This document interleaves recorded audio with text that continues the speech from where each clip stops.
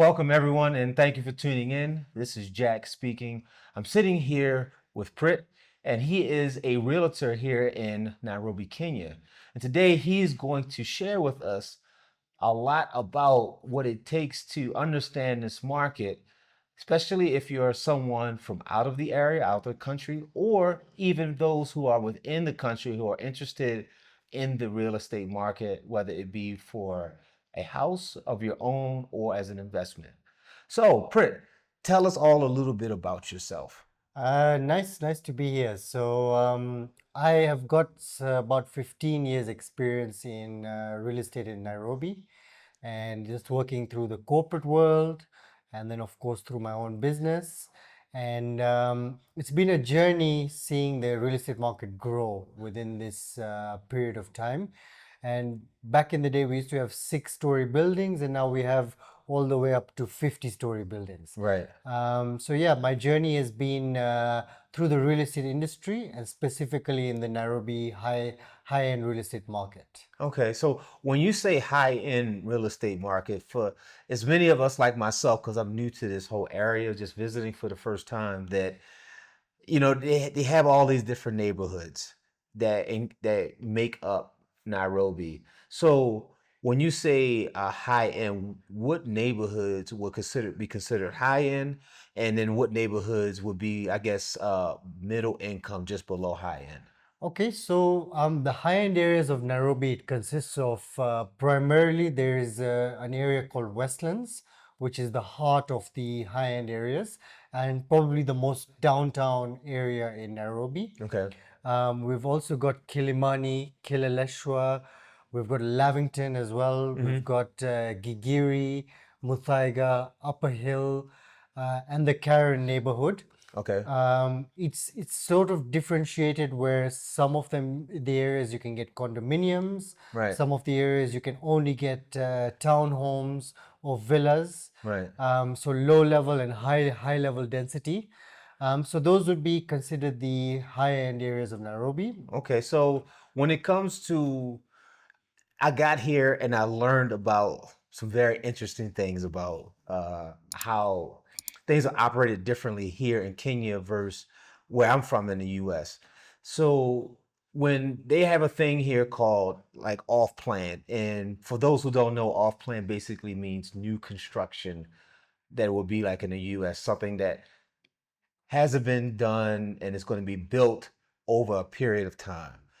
So, what would you say would be the pros and cons of buying or investing in an off-plan project versus one that is already existing? Okay, so there are plenty of pros and cons of this. One of the main pros is that you get in early on a project, and as the project progresses towards completion, you get to enjoy capital appreciation in the value of the apartment. So if you bought at X value, it would raise to X plus Y by the time it's completed. Obviously, on the con side, you're looking at taking a risk because you have to ensure that the developer is going to finish on time, number one. Number two, that he will even finish in actuality. Right. It's something you have to take care of. You're buying something which is not ready. So Right. it does come with a few challenges, but this can all be mitigated by getting a good lawyer in Nairobi and able to do due diligence on the developer. And of course, selecting a reputable developer is also key, Right. where you're sure this developer has finished projects before, you're sure that they've delivered on time, you're sure that they've done enough good quality and that they've handed over well enough. So you can mitigate some of those cons. In terms of the pros as well, you can, when it comes to bigger homes, because they've not been built, you can also design them the way you want. Internally, you can't change the external facade, but you can do changes internal. You could also select your own tiles, for example, the own colors. Right. It's an option available during the off-plan process. Yeah. So that's a common thing, at least in the US, if you buy a new house, a new construction, that you can, so they'll have their ground level, what they're going to put in the house, but you can also make alterations to that, Yeah. obviously it would be an upcharge. Yes. So how do you, like, when you're a person who's not from here, whether it be from Europe or China or the United States or South America, how do you get the confidence, in something like that? Like, because you're not here. Is that something common? Do you find that it's a lot of investors that will invest in this that's never been here before? And how do you, as a realtor, help build their confidence in this? So we do tend to give them quite a few options that they can choose from. That's the first main choice. And as a realtor, we deal with a lot of foreign clients, so we tend to do a lot of background checks on developers, and we only work with those which we are comfortable with, because if we do end up selling to a foreigner, we would end up managing their unit as well. And we don't want a headache as well after to deal with poor construction or poor quality. So we start off in that manner. We also like something that's very important is that during construction we give progress updates to the clients, and this is not from the developer's perspective, but from us as a real estate agency. We give them updates, we send them pictures, we send them percentages of what has been done, and the likelihood that it'll be completed at a certain date. And we can do that using an external engineer, or through our own experience in real estate. What do you mean an external engineer? So basically we work with other companies, and on the technical side of building a home, you require engineers or architects. Right. So we would bring them in to come and see that the work is going on in a good fashion. And then they'll help us prepare the report in terms of percentages and how we will be able to kind of guess what the finish date will be based on the work that is already being carried out. And of course they will show that this work has happened to a certain standard which meets the Kenyan criteria. So when you say payment, I've been told that they do things differently. So, like in the US, you'll get like a 30-year mortgage that you would have to go through a title company and a broker or a bank, or sometimes even a 15-year mortgage that has interest that's attached to it. Do you guys do the same thing? Like, how do you advise your clients as a realtor? So, when it comes to off-plan projects, you are looking at paying in installments, and you pay during the construction period, and you, of course, leave a small balance for when the project is handed over to you. So it doesn't work in terms of the mortgage way when you buy off plan, and most of the developers in Nairobi don't accept mortgages while they're still constructing. It's not to say that you can't take mortgages. You can always do it for a ready project. But if you're an investor who's looking to making the most in terms of capital gains, then would advise you to make payments as you go along with construction, which is a deposit, and then installments on a quarterly basis. So, what's that time period? Is it like 5 years that you can pay it off, or? You're looking typically at about 2.5 years is the Okay. typical construction period time. And that's for construction, but what about something that's already pre-existing? So when it's pre-existing, you're looking at getting a mortgage up to 25 years. You can So get you one. can get a 25 years. Yeah, so you can go from 10 to 25 years. It depends what the bank qualifies you for. Yeah. Understood. Understood. Although I have to put one caveat out there though. The banks in Kenya don't lend to foreigners unless you are a citizen or a resident. Or if it could happen in the off chance where there is a bank like Standard Chartered, which is an international bank, and if they do have a branch in your country, there's something that can be worked out.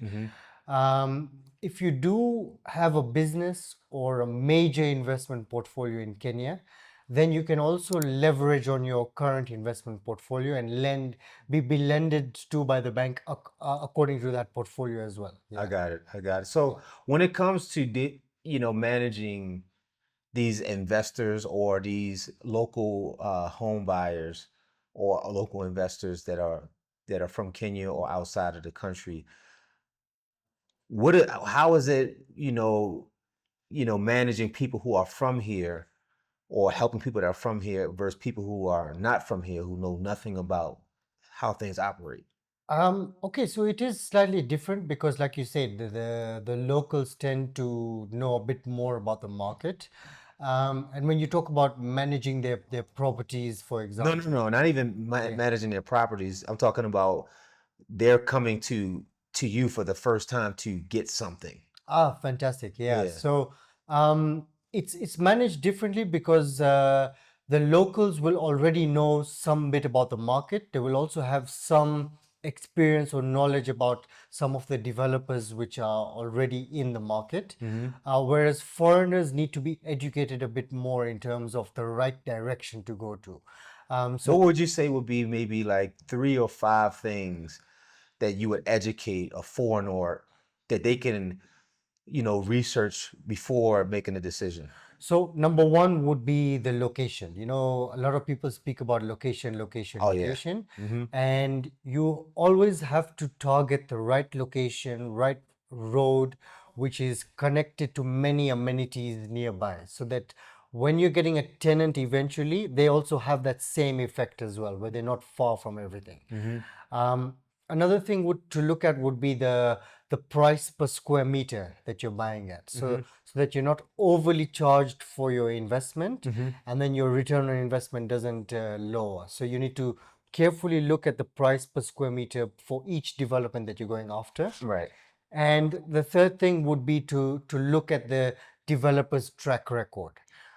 So fair enough, a building may look shiny on a billboard, Mm-hmm. but you have to do your research on the past of this developer. That would be very important as well. So I've learned in my short time here that there are all types of developers here and with all different types of backgrounds. And I've learned that many of them are viewed based on their background. It seems like their background will dictate their quality. So, what can you say on that? So I'll take that as a relative statement Of course. in the sense that you know, Kenya is very diverse. We've got because it's the hub of East Africa. We've got many developers of different ethnicities, and I'll give you this. Each ethnicity has the very good developers, and then they have the bottom as well, so they can produce excellent work, and Yeah. then they can some can produce very poor work. Right. So taking it back, the gauge would be the previous works that they have done before. Mm-hmm. It can give you an idea of what you can expect going in the future. Right.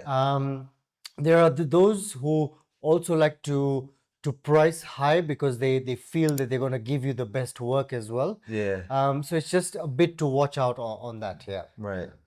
Um, so you may be able to, you may not be able to answer this, but why would someone choose Kenya as a country to invest in or to move to live in, maybe Nairobi versus somewhere else in the continent of Africa, whether it be South Africa, whether it be West Africa, where you have Ghana, Nigeria, or North Africa, where you would have Morocco or Egypt? Perfect. So Kenya is very unique. It's quite strategically positioned. So within East Africa, we are probably the most stable country.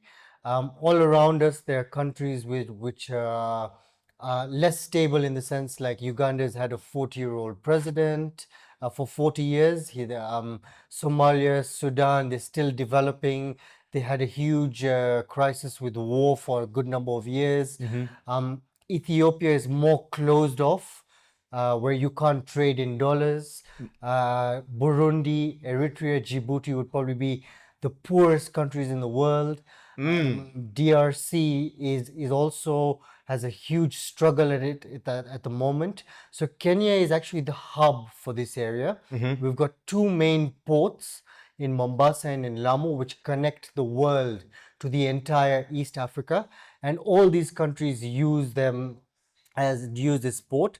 Another interesting factor about Kenya is Economic growth wise, we were number 2 and number 3 in Africa for the last 5 years. Oh We're wow, in the growth next, potential. yeah, in the next 5 years, we're predicted to be number 1. Wow. Um, and a main factor for this is we have no oil that can be drilled, we have no gas, we have no diamonds, we have none of these natural minerals. We depend on business and agriculture and tourism. And when I say we depend on business, we manufacture anything you can think of, whether it's steel, cement. We even have oil plants as well, which filter the oil. So it's then distributed to the rest of the nations around. So you can probably, business wise, it's what the government relies on, and they work hand in hand with business owners. So it's also not difficult to set up businesses here as well as a foreigner. And the ease of doing business, probably one of the best in Africa. So this is what I would say would make Kenya quite easily accessible, and what makes it unique in Africa. The last point I'd like to make is the US dollar. You go to a lot of African countries and you get black market dollars. Whereas in Kenya, we don't have a black market dollar. We have one rate, whether you go to your friend or the bank or the Forex exchange. And it's been stable for the last 9 months, where it's been 130 Kenya shillings to one US dollar. It hasn't shifted much, even despite the US elections a couple of months ago. So that's been very positive for this economy as well. Yeah. Okay, so this one is at least for me is rather interesting. When a foreigner decides to become a homeowner here, what can he expect or what can she expect to be the major differences from, say, a European home or a US home versus a home here in Kenya? So, I mean, I'm talking about, when I say major difference, I'm talking about once they walk into their home door and close them up, yeah. from the door on in, what can they expect to be different? So one would be the size. Sizes of apartments here, I believe, are much bigger than they are there, especially if you look at one bedrooms or two bedrooms or three bedrooms. So like one bedrooms, you're looking at 70 to 90 meters squared. Two bedroom, you're looking at 110 to about 170 meters squared.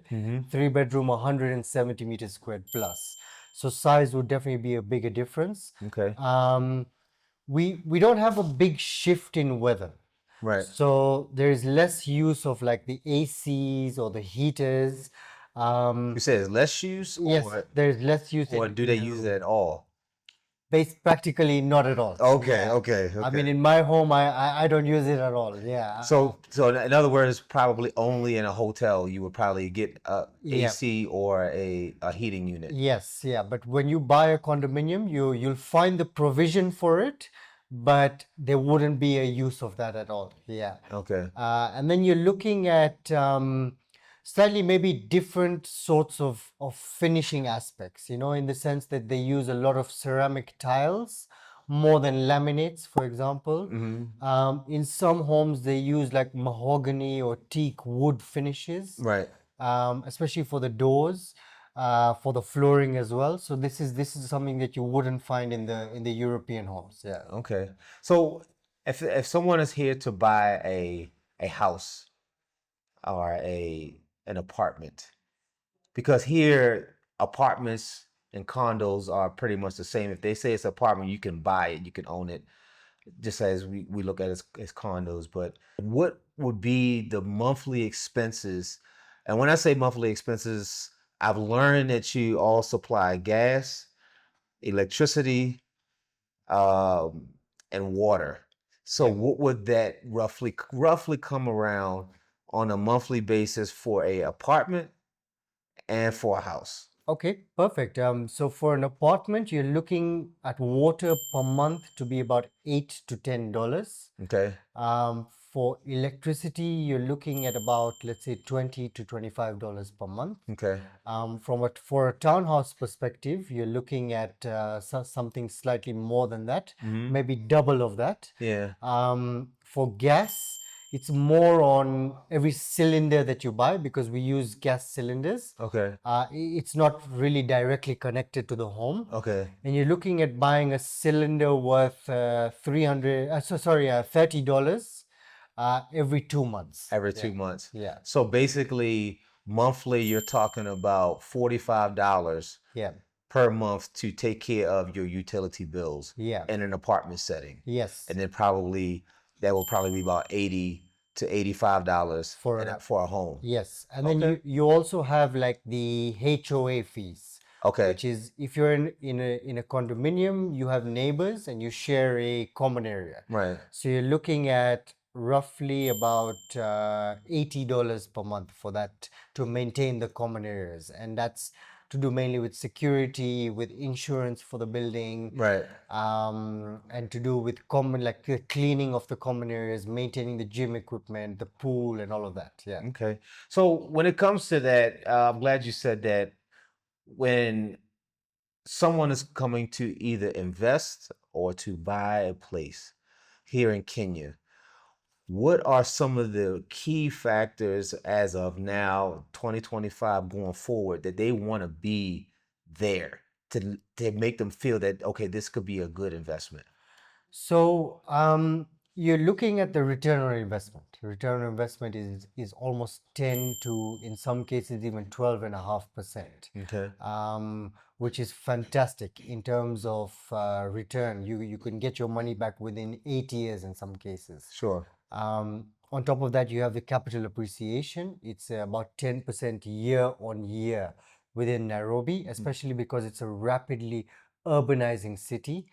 So those are the two main takeaways when it comes to an investor who's investing within Nairobi. And a homeowner. Yes, and, Right. and a homeowner as well. Right. Yeah. Because if they decide they want to just sell later Yeah. and maybe move to a different part of Nairobi or whatever, Yeah. it won't be that challenging. So, but I'm also speaking of like what will be within that building.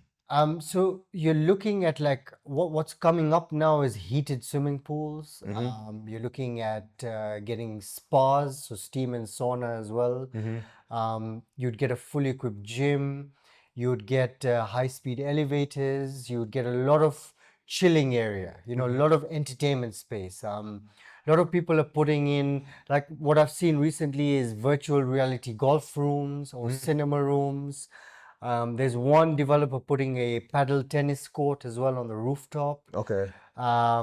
You'd get a lot of garden space as well, because the land that they build on is quite big. Right. You'd get coffee shops, maybe within the building as well. Sure. In some cases, some restaurants as well, maybe a laundrette as well. Right. So quite a few amenities are coming within buildings, which is making it easy to visualize the live, work, and play element, which is coming to play in Nairobi. Yeah. So this last one is this is going to be an open question. This is how we're going to finish out our talk. Yeah. Is outside of everything that we mentioned, is there anything else of value from a realtor's point of view that could help the audience, as it relates to how things operate here in Kenya, especially in Nairobi? It's just what I would say to that would be to just be a bit mindful when you enter the market, to do just a bit of research, to make sure that you've got things in place, like for example, getting a good lawyer in place, and so it enables you to set a good footing into this market. And I would definitely encourage you to explore the city as well. So To come learn, visit. yeah, come visit, learn about what we mean by the high-end areas, by maybe the middle-end areas. See how Nairobi is probably one of the biggest cities within Africa.